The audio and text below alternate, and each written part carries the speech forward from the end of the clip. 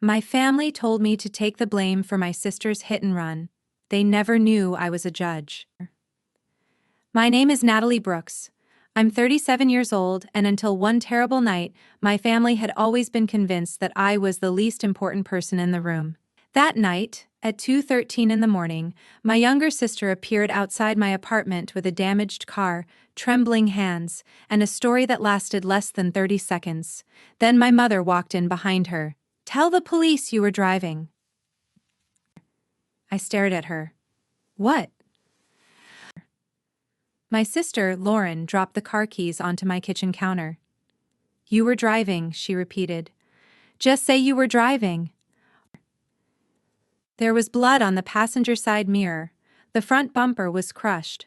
One headlight was completely gone, and my sister smelled strongly of alcohol. My father entered behind my mother, locked the apartment door, and spoke with the calm confidence of a man who believed every problem could be solved if everyone simply followed his instructions. "Natalie, this is serious. Lauren made a mistake. We need to protect her." I looked at my sister. "Who did you hit?" Nobody answered. "Who did you hit?" Lauren finally whispered, "A man." My stomach tightened. "Is he alive?" "We don't know." My mother immediately interrupted. "That's why you need to help us." Help them. That was the word they used. Not confess, not lie, not take responsibility for a crime someone else committed. Help. My family had spent my entire life teaching me that being a good daughter meant sacrificing myself whenever Lauren needed saving. What they didn't know was that 3 months earlier, I had been appointed to the bench as a state judge. They thought I was still the quiet daughter who had disappeared into government work. They had no idea that I had spent more than a decade studying the law, prosecuting cases, and eventually earning the position they never bothered to understand. And they certainly didn't know that the damaged vehicle sitting outside my apartment had a recording system that had captured everything. The collision, my sister's voice, her decision to leave, and the conversation she had with my parents afterward. They came to my apartment expecting me to become their scapegoat. Instead, they were about to discover that the daughter they considered powerless understood exactly what they were asking her to do. Before we get into what happened next, tell me in the comments where you're watching from, and if you've ever been blamed for something you didn't do simply because your family expected you to stay quiet. Keep listening. Because this wasn't the first time Lauren had expected me to save her. It was simply the first time I refused. Lauren had always been the golden child. She was beautiful, outgoing, popular, and effortlessly charming. Our mother, Evelyn, adored everything about her. Our father, Thomas, treated Lauren like an investment. When she was 12, they called her gifted. When she was 18, they called her destined for greatness. When she was 28, they helped her launch a political consulting company. And when she decided she wanted to run for public office, my parents acted as if our family had finally produced someone worthy of admiration. I was different. I preferred books to parties. I studied late. I didn't care about impressing people, and I refused to ask my parents for help. That last part bothered them most. Whenever relatives asked what I did, my father would say, "Natalie works in government." That was it. He never mentioned law school, never mentioned my clerkship, never mentioned the cases I'd worked on, never mentioned the years of preparation that eventually led to my appointment as a judge. But he could spend 20 minutes explaining Lauren's latest campaign strategy. I stopped correcting him years ago. I learned something important during those years. Sometimes people don't ignore your achievements because they don't see them. They ignore them because acknowledging them would force them to reconsider the role they've assigned you. In my family, Lauren was the star. I was the dependable one, the person who fixed things, the person who paid bills when Lauren forgot, the person who covered for her when she made mistakes, the person who apologized when she refused, and for a long time I mistook that role for love. Then came the night of the accident. Lauren had borrowed my SUV earlier that evening. She claimed a photographer had been following her after a political fundraiser. "I just need the car for a few hours," she'd said. I had handed her the keys. "Bring it back before midnight." She smiled. "You're the best, Nat."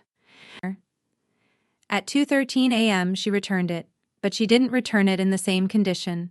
The front bumper was destroyed. One headlight was shattered. There was a deep dent near the driver's side. And there were tiny pieces of glass scattered across the floorboard. I looked at Lauren. Start from the beginning. She swallowed. I was driving home. From where? Dinner. Where? Oh, she hesitated. A fundraiser. I already knew that. Then what happened? A man stepped into the road. Oh. Did you stop? She looked away. Lauren. Ooh. I slowed down. That's not what I asked. She started crying. My mother immediately moved toward her. Don't pressure her. I stared at my mother. A person may be lying injured somewhere. My father sighed. Natalie, emotions aren't going to solve this. Then tell me what happened. Lauren finally whispered, I hit him. The room went silent. Did you call 911? No. Did you stop? For a few seconds. And then? I drove away. My mother stepped closer. And now you can help your sister. I couldn't believe what I was hearing. You want me to say I was driving? Yes. No. My father's expression hardened. You don't understand the consequences. I understand them perfectly. You have no political career. I have a career. He laughed. You work behind a desk. I looked at him. He had had absolutely no idea who his daughter had become. My father sat down at my kitchen table. Let's think rationally. He pulled out his phone.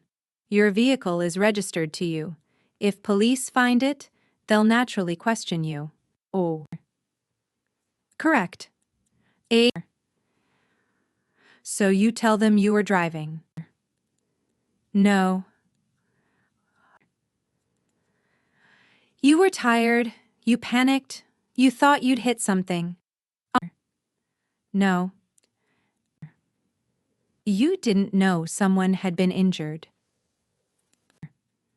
I am not lying for her. Lauren suddenly slammed her hand against the table. It's not fair. I stared at her. What isn't fair? I've spent my entire life doing everything this family expects. You hit someone. It was an accident. Leaving was not. Her face changed. That was when I realized she wasn't asking for forgiveness. She was asking for immunity. My mother began crying. Please, Natalie, she's your sister. I looked at her. And the injured man is someone's son. Nobody answered. My father's voice became colder. You have always been selfish. That sentence almost made me laugh. The daughter who had spent years sacrificing herself was suddenly selfish because she refused to take the blame for someone else's crime. I reached for my phone. My father immediately stood. Who are you calling? The police. Lauren's face went white. You wouldn't. I would. My father stepped toward me. You destroy this family and you will regret it. I looked directly into his eyes. You're not afraid I'm going to destroy the family. He said nothing. You're afraid I'm going to stop protecting it. That was the first time I saw fear on his face. Then my phone vibrated. A security notification appeared. Vehicle impact detected. Recording preserved. My father noticed my expression. What is it? Nothing. I turned the phone over. The SUV had been fitted with a high-quality security camera months earlier. Not because of Lauren, because of my job. As a judge, I had occasionally received threats connected to cases before my court. The security system automatically recorded unusual impacts, interior conversations, GPS movement, and surrounding video. And Lauren had no idea. Neither did my parents. They continued planning my confession while the evidence was already safely stored. My mother called Lauren's campaign manager. We need to say she was sick after the fundraiser. Lauren interrupted. No, say Natalie was driving. My father nodded. That's cleaner. 2. I stared at them. They were writing a story about my life while I was sitting 3 feet away. Then Lauren said something that changed everything. Ethan was in the car. I looked at her. Who is Ethan? She froze. My father closed his eyes. Lauren had forgotten her own lie. You said you were alone. I was. You just said Ethan was in the car. I meant. My father interrupted. Enough. No, I said. Not enough. The room suddenly became very quiet.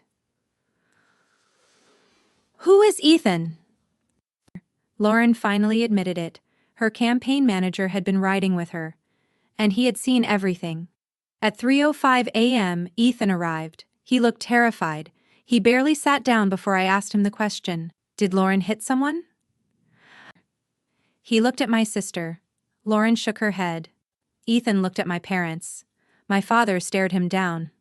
Finally, Ethan whispered, Yes. Lauren started crying.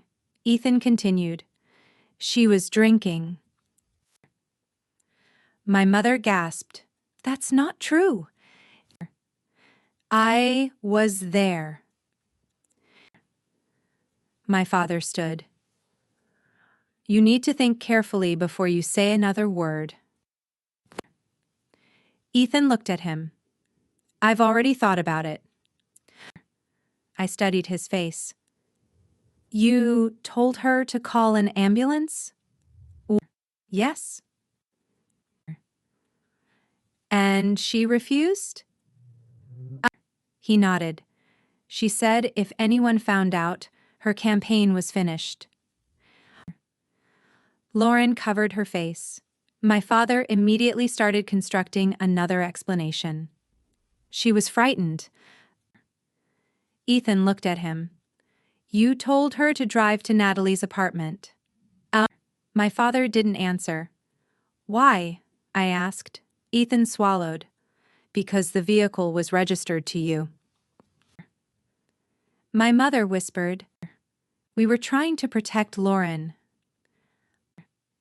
No, I said. You were trying to transfer the consequences.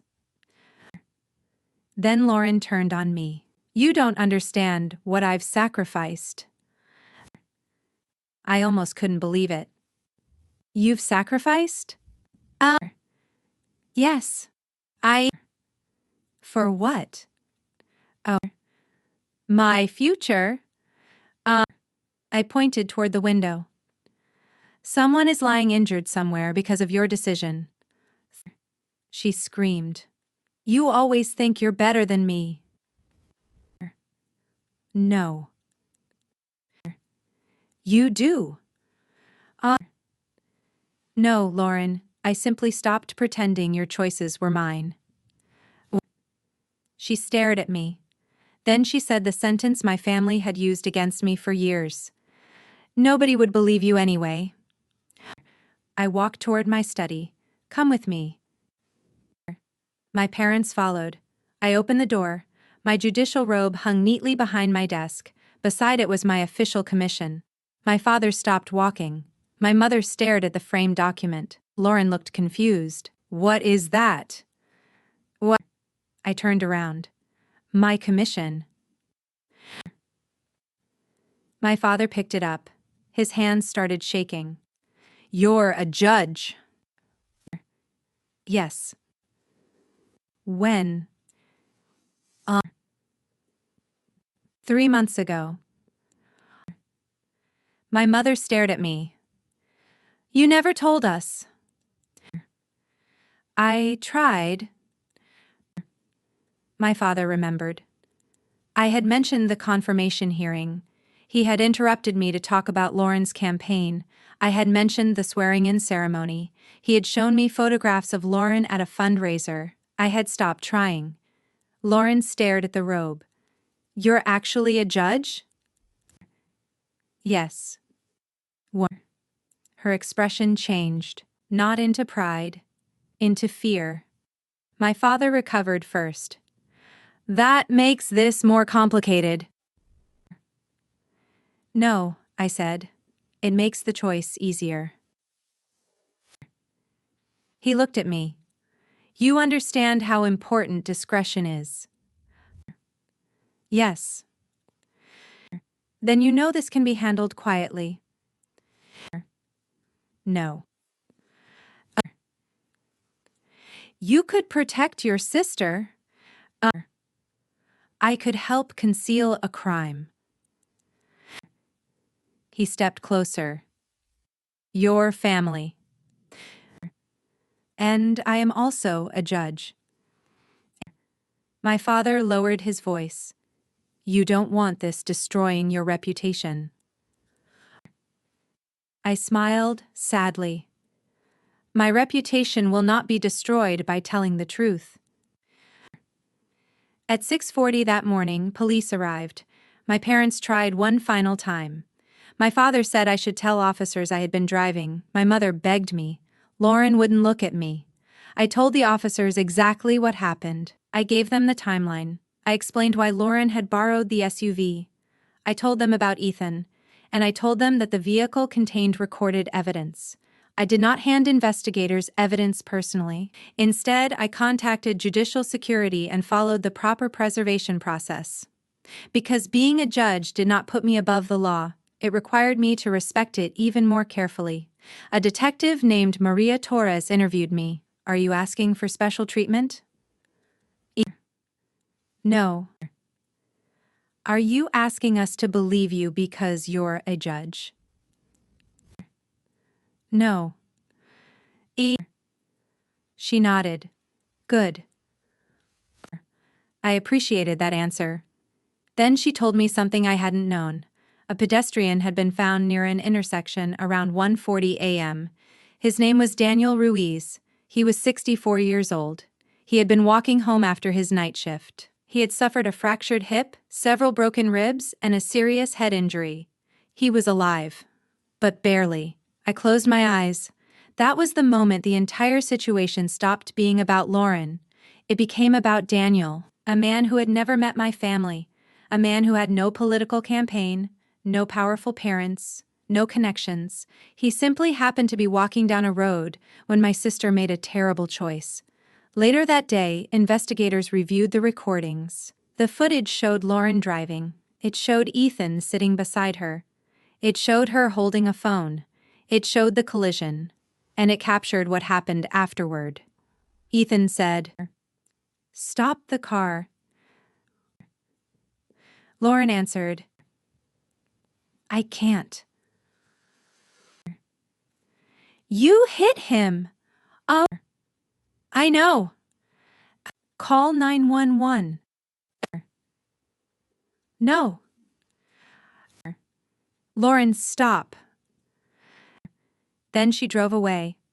A few minutes later, she called my father. The recording captured his response. "Drive to Natalie's place." Lauren asked, "What about the man?" My father answered, "We deal with one problem at a time." Then my mother joined the call. She'll take responsibility. Lauren asked, "What if she refuses?" My father said, "Then we make her look guilty." Those words destroyed whatever remained of the family I thought I had. Not because they were shocking, because they were deliberate. They had not made a mistake, they had made a plan. By afternoon, Lauren's lawyer arrived. Her name was Rebecca Miller. She listened to the evidence. Then she looked at Lauren. "You need to stop talking." Lauren began crying. "I can explain." "No." "But..." "No," Rebecca repeated. "You've already created enough problems." My father became angry. "We're family." Rebecca looked at him. "Family is not a legal defense." Nobody spoke. She continued. "If what I'm hearing is accurate, your daughter struck a pedestrian, left the scene, and then attempted to create a false account." My father said, "She was terrified." Rebecca answered, "Fear explains behavior. It doesn't erase it." Then she turned toward me. "And you?" "I have already disclosed my relationship to the investigation." "Are you involved professionally?" No." "Oh. Will you influence investigators?" "No." "Will you destroy evidence?" "No." Rebecca nodded. "Then you're doing exactly what you should." My father looked furious. "You're helping her." Rebecca shook her head. "I'm helping her face reality." That evening, Daniel's daughter contacted investigators. She wanted privacy. She didn't care about Lauren's campaign. She didn't care that my father had connections. She didn't care that I was a judge. She wanted one thing: the truth about what happened to her father. And suddenly I understood something. My family had spent hours talking about reputations. Daniel's family had spent hours waiting beside a hospital bed. Those were two completely different worlds. One cared about appearances, the other cared about survival. Lauren eventually admitted everything. She had been drinking, she had been distracted by campaign messages, she was driving too fast. She struck Daniel in the crosswalk, she stopped briefly, she saw him on the ground, she chose to leave. Then she went to my apartment. Then she tried to make me responsible. Her confession didn't erase what she had done. But at least, for the first time, the truth no longer depended on who had the most powerful voice in the room. Lauren withdrew from the election. Her campaign collapsed. Ethan cooperated with investigators. My father faced an investigation for attempting to coordinate false statements. My mother resigned from several community positions, and I temporarily stepped away from certain judicial matters while an ethics review was conducted. That part surprised people. Some assumed being a judge meant I could simply walk away untouched. But I knew better. When your family becomes connected to a case, even innocent actions must be examined carefully. The ethics review concluded that I had acted appropriately. But it taught me something. Integrity isn't about never being placed in a difficult situation. It's about what you do when the difficult situation arrives. 3 months later, Lauren wrote me a letter. She didn't ask me to save her. She didn't ask me to contact anyone. She didn't ask me to destroy evidence. She simply wrote, "I finally understand why you said no." I read the sentence several times, then I continued. She admitted she had resented me for years. She thought I was secretly judging her. She thought my silence meant arrogance. She believed our parents loved her more because she was more valuable. And when she discovered I was a judge, she didn't feel proud. She felt threatened. Because suddenly, the sister she had always treated as insignificant had become the one person she could not manipulate with status, tears, or family pressure. I never answered that letter, not immediately, because forgiveness is not the same thing as reconciliation, and accountability is not complete simply because someone says they're sorry. My parents tried to contact me too. My mother said the family needed healing. My father said enough damage had been done. He wanted everyone to move on. I replied with one sentence: we cannot move forward by pretending we were never standing on the wrong side of the truth. He never answered. Months passed. I returned to work. I continued hearing cases. I continued studying. I continued living. And eventually, I understood that the night my family tried to destroy my life had actually given me something I had never allowed myself to have: freedom. For years, I thought loyalty meant carrying other people's burdens. I thought being a good daughter meant protecting my parents from disappointment. I thought being a good sister meant rescuing Lauren whenever she made a mistake. I was wrong. Love without boundaries can become permission. Loyalty without accountability becomes exploitation. And family does not give anyone the right to sacrifice another person's future. My parents believed I was the easiest person to blame because they had spent years convincing me that I was the least important person in the family. They were wrong. But the most important lesson wasn't that I was a judge. It was that I didn't need to be one to say no. I didn't need a title. I didn't need a courtroom. I didn't need a robe. I only needed enough courage to understand that someone else's mistake was not my responsibility. My sister once believed I had nothing to lose. She was wrong. I had my freedom, my career, my name, my conscience, and most importantly, I had finally stopped giving those things away to people who treated them as disposable. Daniel eventually recovered enough to return home. His rehabilitation was long. His life changed permanently. Nothing I did could undo what happened to him. And that is something I will never forget, because justice is not a movie ending where everything becomes perfect. Sometimes justice simply means the truth is finally allowed to exist without being buried beneath someone else's reputation. My sister made the choice to drive. She made the choice to leave. My parents made the choice to help her hide it. And I made a different choice. I told the truth, not because I wanted revenge, not because I wanted to destroy my sister, but because I finally understood that protecting someone from the consequences of their actions is not the same thing as loving them. Sometimes the most loving thing you can do is stop standing between a person and the lesson their own choices have created. So if your family ever tells you that loyalty means taking the blame for someone else's actions, remember this: you are allowed to love people without lying for them. You are allowed to forgive without forgetting. You are allowed to walk away without feeling guilty. And you are allowed to protect your own life. Because sometimes, the person your family thinks is easiest to sacrifice is the person who finally decides to stand up and say, "Not this time." If this story touched you, don't forget to like the video and subscribe to the channel for more powerful family betrayal and justice stories. Turn on notifications, because the next story may remind you why protecting yourself is sometimes the bravest thing you can do.